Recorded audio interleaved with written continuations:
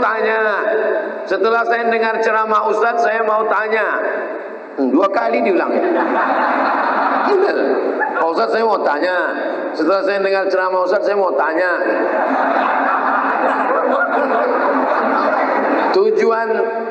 Tujuan hidup di dunia ini harusnya seperti apa, Pak Ustadz? Untuk apa kita di dunia ini, Pak Ustadz? Biasanya pertanyaan orang macam ini dia udah di tepi jembatan.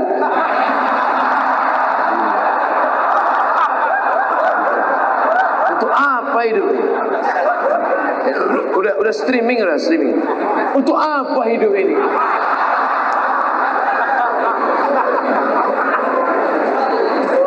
Satu, alladzi khalaqal mauta wal hayata. Allah menciptakan hidup dan mati untuk apa? Liyabluwakum ayyukum ahsanu amala. Supaya Allah melihat siapa yang paling baik amalah. Makanya kalau mau jadi pejabat, jadilah pejabat yang amalnya baik. Jadi polisi, jadilah polisi yang amalnya baik. Jadi tentara, jadilah tentara yang amalnya baik.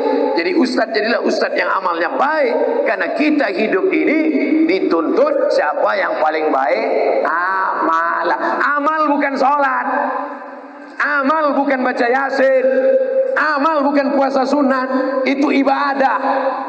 Hebat Pak Bupati kami, Pak Ustaz. Kenapa? Pak Bupati kami rajin sholat duha. Itu bukan amal. Itu siapapun bisa. Sholat duha tak perlu jadi bupati. Betul? Yang dimaksud amal adalah dengan jabatan kekuasaan yang ada di tangan kita, bisa kita berbuat. Kalau jadi anggota dewan, buatnya perda syariah. Anak SD tidak boleh masuk SMP kecuali punya ijazah MDA. Setuju? Itu baru dengan kekuasaan. Jangan nanti udah pensiun baru datang Ustaz Somad, apa yang bisa kita buat untuk bangsa ini? Tangan pun udah menggeletar. Itu apa? Ustaz Somad, kami sebagai aparatur negara, PNS, apa yang bisa kami buat amal kami? Mana PNS? PNS kemana nih? Kenapa banyak orang ngantri? Mohon maaf Ustaz Somad, PNS-nya sedang sholat duha di musola. Bodoh. Amal PNS bukan sholat duha. Sholat duha sebelum berangkat tadi. Amalnya sebagai PNS adalah bagaimana melayani masyarakat, dipermudah urusan orang. Urusan KTP Anda masukkan pagi, selesai sore, dikirim melalui pos. Bisa apa tak bisa? Bisa. Mudahkan urusan orang di dunia, dimudahkan pula urusan di akhirat nanti. Amin. Ustaz, apa yang bisa kami lakukan untuk ustaz-ustaz? Kumpulkan ustaz-ustaz, kumpulkan imam-imam, kumpulkan khotib-khotib, kumpulkan guru-guru mengaji, beri mereka pelatihan, permudah urusan SIM kendaraan bermotor mereka. Setuju? Banyak yang setuju. Kenapa Ustaz tiba-tiba ingat itu? Ingat dulu saya susah ngurus SIM dulu waktu sebelum terkenal. Masya Allah, tabarakallah. Artinya apa? Ketika Allah titipkan jabatan di tanganmu, pakailah. Ayyukum ahsanu amala. Ustaz, kami ini masih mahasiswa, masih sekolah. Lalu amal kami apa? Kau senangkan saja hati orang tuamu, pulang ke rumah, ayah, emak, ini transkrip nilai, mak. Nih. Berapa IP kau nak? 2,0. Hah? 2,0. Ayah sabar ya, ini takdir dari Allah. Anak hantu dikasih duit bukannya menyelesaikan masalah, menambah masalah. Yang masih kuliah, yang masih sekolah, kalau belum bisa kalian senangkan emak ayah kalian, jangan kalian susahkan mereka. Jangan asal balik susah. Belum lagi dia balik, baru menengok nama dia di HP aja. Ini susah. Yang pertama amal, amalah. Yang kedua baru wa ma khalaqtul jinna wal insa illa liya'budun, ibadah. Itulah dia salat, baca Quran, tahajud, puasa sunat, itu ibadah. Jadi kita ini gunanya di dunia ini cuma dua saja, amal dengan ibadah. Masuk kantor jam 8 pagi, pulang jam 4 sore, disiplin, tidak bolos ke mall, itu namanya amal. Bapak polisi merazia orang melanggar peraturan, saking kan dia mau menegakkan, sampai dipeluknya kaca mobil Kijang Innova. Itu amal apa ibadah? Amal. Amal itu namanya. Ustaz tahu dari mana? Saya tengok tadi di Instagram. Dua itu saja tujuan kita hidup ini, amal dan ibadah. Perbaiki amal, perbaiki ibadah. Banyak orang ibadahnya bagus, amalnya tak bagus. Banyak orang amalnya bagus, ibadahnya tak bagus. Yang lebih parah, amal tak bagus, ibadah tak bagus. Siapa yang amalnya tak bagus, ibadahnya tak bagus, pergi ke jembatan Barelang. Untuk apa ke situ Pak Ustaz? Nah, jangan kau tanya lagi. Saking tak ada lagi kertas dah. Selamat menikmati.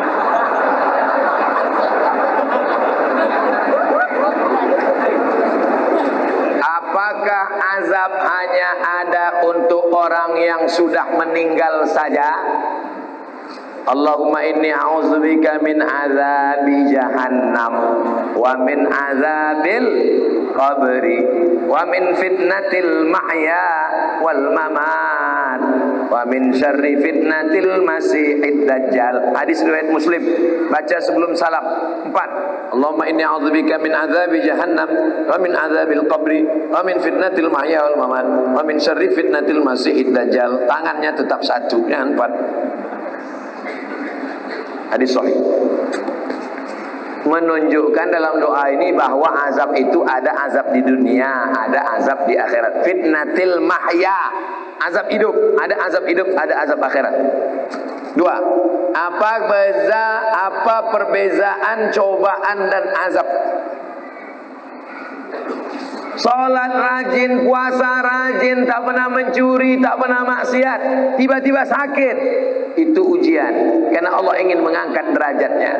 Minum khamar, mabuk, tiba-tiba sakit, azab dari Allah. Tapi azabnya itu pun juga Allah ingin menghapuskan silap salahnya. Makanya kalau ada orang sakit, ada 3 kemungkinan. Pertama, azab karena balasan atas dosa-dosanya, tapi di balik azab itu juga ada rahmat supaya dosanya hilang. 2, Allah ingin mengangkat derajatnya karena dia sabar menerima ujian.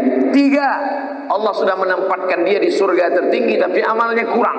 Maka kata Allah kepada malaikat, kasih dia ujian supaya kalau dia cukup maka dia ditempatkan. Mudah-mudahan kita semuanya sudah ditempatkan di surga Jannatul Firdaus. Tinggal lagi menambah amal-amal kita. Ini udah kemarin nama dia di mana nih? Ini di Firdaus ya Allah. Amal dia gimana? Amal dia kurang-kurang sedikit. Nah, buat dia agak demam-demam puyuh 3 hari. Kalau dia sabar masuk. Kalau nanti Bapak Ibu jamaah Tanjung Pinang masuk ke dalam surga, amin. Pas sampai ke dalam surga, tengok kanan kiri tak ada saya. Mana Ustaz Somad? Cari saya di ruang VVIP. Pede kali Ustaz. Orang Islam mesti pede. Yang ngajarkan dia pede Nabi. Man qala la ilaha illallah Muhammadur Rasulullah dakhalal jannah. Siapa yang mengucapkan la ilaha illallah Muhammadur Rasulullah dakhalal jannah, masuk surga. Ini banyak orang, kau gimana masuk surga? Entahlah Pak Ustaz, enggak pasti. Apa tak pasti? Kau masuk surga, pasti masuk surga. Cuman masalahnya masuknya kapan? Nah itu. Nah, ada yang antriannya panjang, pakai transit delay pula lagi. Nauzubillah.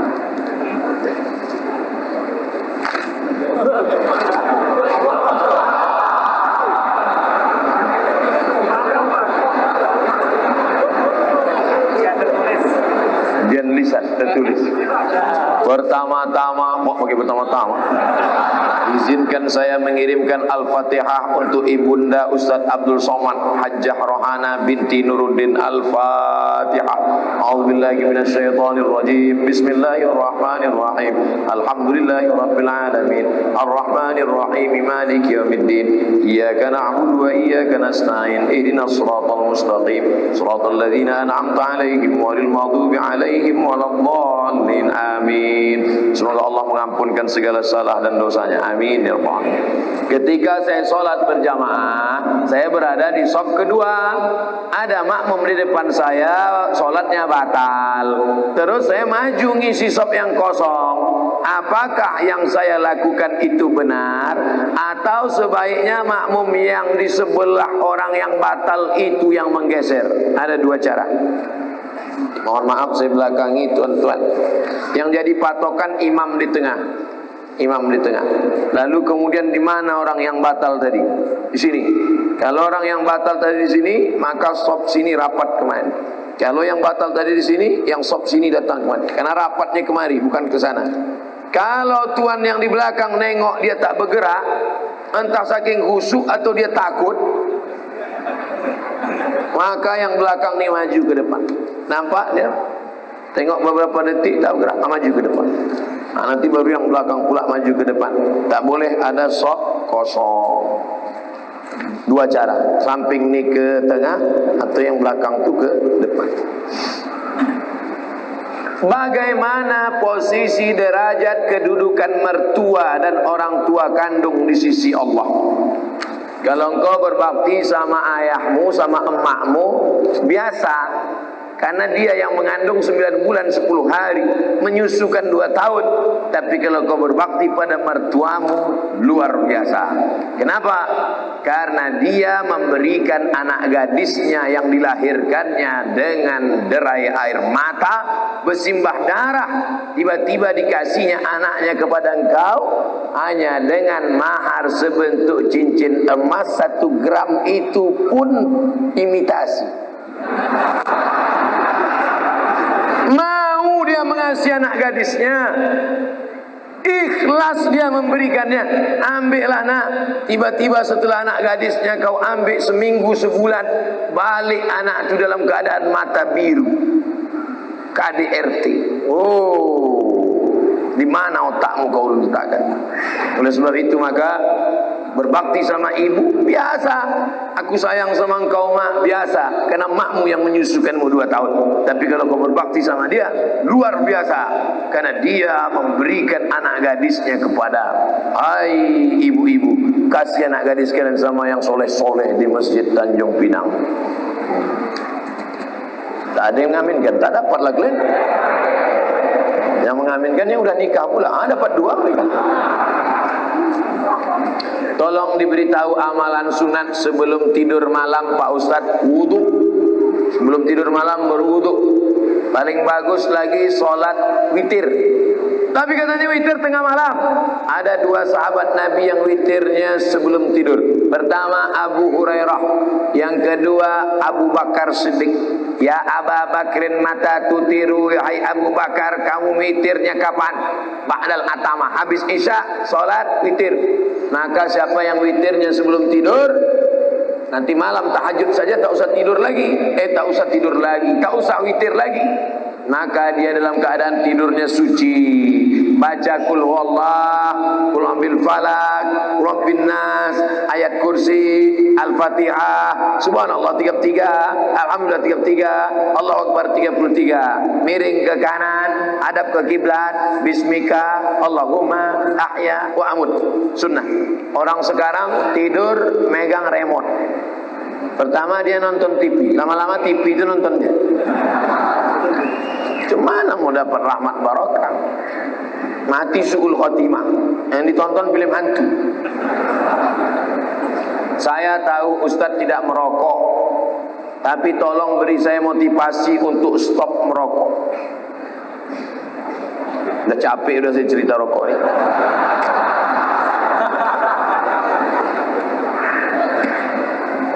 Hai yang merokok-merokok, berhentilah. 1 hari 10.000, 1 bulan 300.000, 1 tahun 3 juta, 1 tahun 3.600.000, sudah bisa beli kambing kurban. Bisa apa tak bisa? Bisa. 2 ekor kambing bisa kurban. Coba mulai besok. Kalau mulut tu agak-agak masam, cari permen.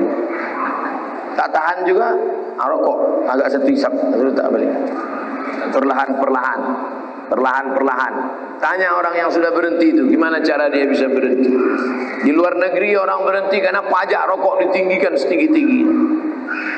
Semoga Allah senantiasa melindungi Ustaz. Amin ya rabbal alamin. Berapa banyak dari pendapat tabi'in yang boleh kita ikuti dan kriteria pendapat tersebut. Mohon doa untuk anak kami M. Nabil dan Rafika Gunawan menuntut ilmu di pondok. Nanti di akhir majelis kita sama-sama berdoa semoga anak-anak kita semuanya menjadi penghafal Al-Quran, jadi para mujahid yang menolong agama Allah ini dengan harta dan nyawa mereka insyaAllah. Ada tabi'in namanya Al-Imam Al-Hasan Al-Basri, kampungnya di Basrah, Irak. Maka ucapan-ucapan dia itu banyak dijadikan sebagai sandaran pendapat. Kriteria menerima pendapat tabi'in itu adalah, kalau dalam tafsir itu ada 4. Tafsir ayat Quran dengan Quran, tafsir ayat Quran dijelaskan hadis Nabi, tafsir ayat Quran dijelaskan oleh pendapat sahabat, tafsir ayat Quran dijelaskan oleh tabi'in. Tengok tafsir Tabari, ada tafsir Ad-Dhahhak, ada tafsir Mujahid, ada tafsir Ikrimah. Itu semuanya adalah tabi'in yang memberikan penafsiran. Tapi kalau dia bertentangan dengan Quran, bertentangan dengan sunnah, maka tidak dapat diamalkan. Tapi mustahil mereka membuat-buat pendapat, karena mereka adalah ahlus sunnah wal jamaah. Tabi'in yang condong kepada Qadariyah, Jabariyah, Mu'tazilah, fitnah khalqil Quran, keluar dari ahlus sunnah, maka tak bisa dipakai. Nah, ini semua harus dengan syarat dan ketentuan berlaku. Kalau orang sakaratul maut mengucapkan istighfar, bagaimana tuh Pak Ustaz? Tidak mengucapkan la ilaha illallah. Laqinu mautakum, talqinkan ke telinga sebelah kanan, la ilaha illallah. Nanti lidahnya nampak bergerak, suara sudah tak ada lagi, bibir tak lagi bergerak. Hebatnya Allah Ta'ala, ada kalimat kalau diucapkan tak perlu bibir bergerak, lidah saja bergerak, tak bersuara, la ilaha illallah. Kalau sudah mulutnya, lidahnya nampak bergerak la ilaha illallah, diam, jangan ganggu. Tapi kalau dia meracau, berapa harga sawit, berapa ikan sekilo, ingatkan la ilaha illallah sampai akhir kalamnya, la ilaha illallah. Bagaimana kalau dia pas mau mati itu astaghfirullah, tak masalah, karena substansi makna la ilaha illallah ada dalam astaghfirullah, ada dalam salawat, ada dalam subhanallah, ada dalam alhamdulillah, ada dalam Allahu Akbar. Nabi ketika mau meninggal dunia, apa kata Nabi? Allahumma ar-rafiqul a'la, Allahumma ar-rafiqul a'la, kata Nabi. Tengok kitab Ar-Rahiq Al-Maktub. Allahumma ar-rafiqul a'la, ya Allah akan bersama dengan sahabat-sahabat a'la yang tinggi, nabi-nabi, siddiqin, syuhada, orang mati syahid, salihin. Jadi jangan nanti waktu menengok ada orang sakratul maut, astaghfirullah, su'ul khotimah. Nah, karena substansi maknanya tetap ada. Bagaimana para rawi zaman dulu membukukan hadis? Bagaimana cara mereka membedakan hadis asli dan hadis palsu? Al-bazinjan sifaun min kulli da. Terong obat dari segala macam penyakit. Itu contoh hadis palsu. Terong obat segala macam penyakit. Siapa yang membuat hadis palsu? Tukang jual terong. Dia supaya laku dibuatnya hadis palsu. Syarat hadis sahih ada 5. Yang pertama, sanadnya bersambung. Sanad itu apa? Kau dapat hadis dari siapa? Imam Bukhari. Imam Bukhari dapat dari siapa? Abdullah bin Maslamah. Abdullah bin Maslamah dari siapa? Malik bin Anas. Malik bin Anas dari siapa? Abu Zinad. Abu Zinad dari siapa? Al-A'raj. A'raj dari siapa? Abu Hurairah. Abu Hurairah dari siapa? Dari Nabi Muhammad sallallahu alaihi wasallam. Sanadnya mesti nyambung. Kalau putus, main. Kedua, periwayatnya mesti adil. Adil. Apa arti adil? Menjauhi dosa besar, menghindari dosa kecil. Dulu, kalau ada periwayat hadis yang tidak menutup kepala, tak diterima hadis. Karena tidak adil, tidak melanggar, sudah melanggar muruah. Makanya dulu periwayat hadis itu pakai sorban, pakai topi, menutup kepala. 3, wabit, ingatannya kuat. Ada orang alim tapi pikun, tak diterima hadis. Makanya kata Malik bin Anas, aku ketemu di Masjid Nabawi ini dengan orang-orang soleh. Kalau aku minta dia berdoa, turun hujan. Sakingkan kabul doa, sakingkan banyak zikirnya. Kalau aku suruh mereka berdoa, turun hujan. Tak perlu istisqa ramai-ramai. Satu orang saja berdoa, turun hujan. Tapi aku tidak meriwayatkan hadis dari dia. Kenapa? Karena pikun, tak ingat. 4, riwayat dia tak boleh bertentangan dengan riwayat yang lain. Namanya syaz, mukhalafatus thiqah liman huwa awsaq minhu. 5, tidak boleh ada illat. Illat itu apa? Sababun khafiyun yaqdah fi sihhatil hadis. Ada sebab walaupun kecil yang membuat hadis itu jatuh derajatnya, maka tak bisa diamalkan. Inilah kriteria yang dibuat ulama dalam kitab-kitab ulumul hadis, ilmu-ilmu hadis. Saya sedang hijrah, mendekatkan diri kepada Allah, tapi saya terbayang hal-hal kemaksiatan di saat saya dulu masih sendiri. Saya mohon bagaimana hijrah saya ini betul Pak Ustadz. Jangan sendirian, karena serigala akan menerkam kambing yang memisahkan diri dari jamaah. Buatlah komunitas, komunitas pemuda hijrah, komunitas jilbabers, komunitas hijabers, komunitas jombloan sejati, komunitas biker syariah, komunitas anak begadang malam tapi tahajud rajin. Buat komunitas. Setelah buat komunitas, angkat ketua, ada kartu anggota, membuat suatu kegiatan istiqomah, solat berjamaah, qiyamul lail, undang pengajian, undang bapak-bapak dari dokter-dokter, ibu dokter untuk dialog tentang narkoba, undang bapak-bapak dari kepolisian tentang tertib lalu lintas, undang bapak-bapak dari TNI bicara tentang ketahanan kesatuan negara Republik Indonesia. Nah gitu. Karena komunitas ini tidak selamanya ceramah-ceramah. Mereka maunya dialog. Anak-anak muda ini tak mau lebih lama diceramahi. Mereka maunya dialog. Suatu masa saya di panggilan kerja suatu PT di dekat kota saya. Namun di saat saya diterima di tempat kerja itu, dilarang berjenggot dan berkumis. Saya sudah bilang saya tidak bisa mencukur jenggot saya. Mak nyindir saya. Tapi perusahaan itu masih keras agar saya mencukur jenggot saya. Apa tanggapan Pak Ustadz? Jenggot hukumnya sunat, maka mencukur jenggot hukumnya makruh menurut sebagian mazhab Syafi'i. Kalau ada ustadz yang berpendapat berjenggot itu wajib, maka mencukur jenggot berarti haram. Cukur jenggot haram, berarti dia milih pendapat yang berjenggot wajib. Saya memilih pendapat berjenggot sunnah, maka mencukur jenggot tak sampai haram, hanya makruh saja. Jangan berkelahi masalah jenggot. Nanti yang tak berjenggot ngejek, kau sudah berjenggot ni ku tengok macam kambing. Kau tengok berjenggot, aku kambing, kau tak berjenggot anjing. Berkelahi. Berkelahi antara berjenggot tak berjenggot. Yang ketawa siapa? Yang tak sembahyang. Ini hukum pokok pangkal.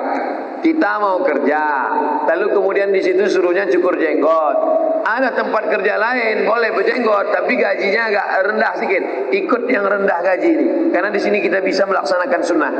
Tapi kalau tak ada tempat lain, cuma ini cukurlah, tak apa-apa. Sambil mencukur tu istighfar, astagfirullahaladzim, astagfirullah, astagfirullah.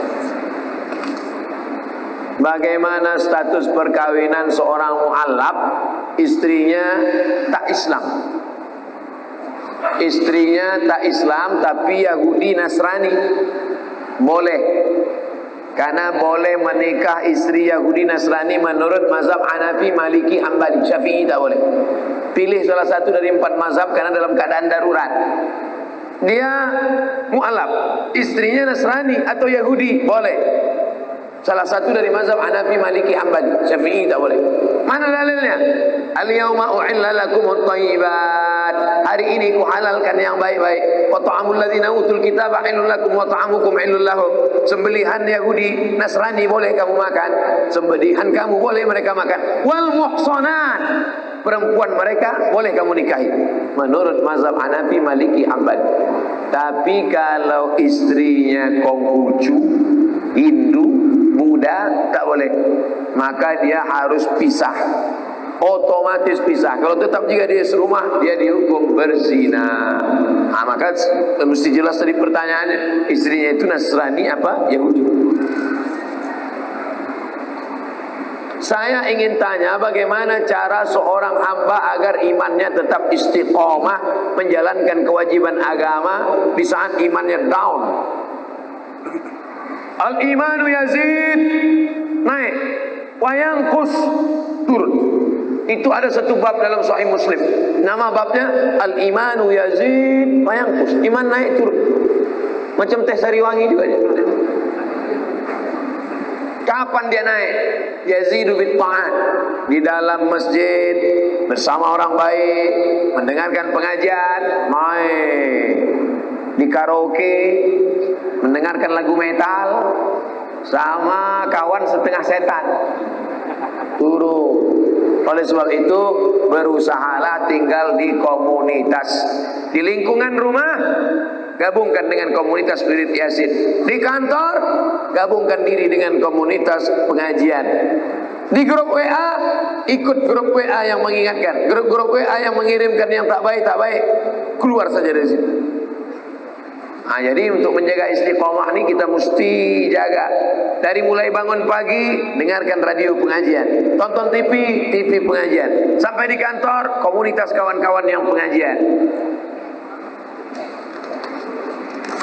Kertas terakhir. Alhamdulillah dapat bertemu dengan Ustaz pertama kali. Saya selalu kemari, karena selalu ada halangan untuk ketemu. Pertanyaan, mana yang lebih didulukan? Diturunkan lutut apa tangan waktu sujud? Sujud.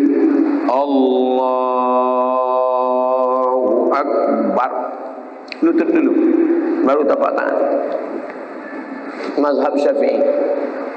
Hadisnya riwayat Abu Wa'il. Sedangkan yang menyebutkan tangan dulu hadis Abu Hurairah, tapi matannya maklub. Maklub artinya terbalik. Tangan dulu. Allahu Akbar, tangan dulu. Nah, baru lutut. Tapi dua-duanya boleh dilaksanakan. Tapi jumhur mayoritas ulama lutut dulu, baru tangan. Tapi kalau ada yang melaksanakan tangan dulu, saya pun tak salahkan. Asal jangan kening dulu.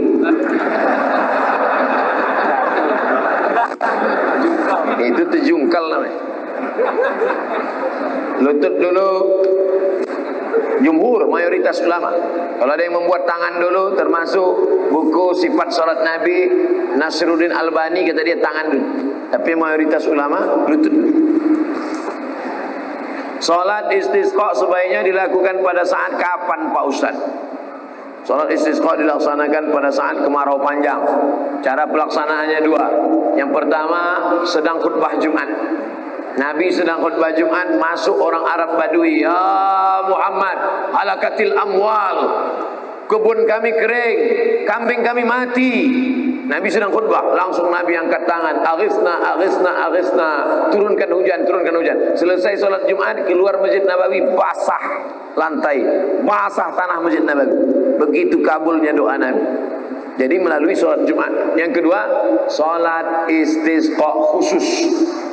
Di mana Nabi sholat istisqa? Nanti bapak ibu kalau pergi umrah, cari ini kiblat, kiblat sebelah kanan, Ada namanya Masjid Humamah.